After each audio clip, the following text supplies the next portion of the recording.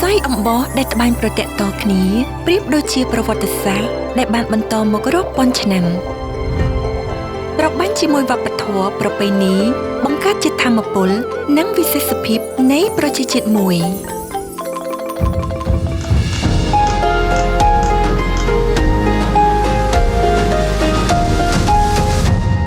ដូចជាសំឡេងនៃចង្វាក់បេះដូងដែលលោតរំដំរួមគ្នា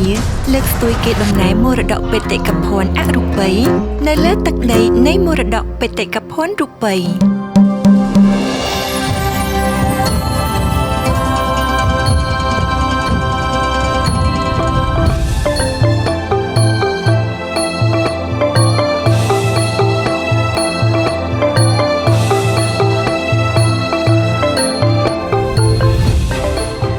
សង្ក្រាន្តរងចាំស្វាគមន៍លោកអ្នកនៅលើទឹកដីសៀមរាបអង្គរជាមួយស្នាមញញឹមសាទរសង្ក្រាន្តឆ្នាំថ្មីកម្ពុជាព្រះរាជាណាចក្រអច្ឆរិយៈ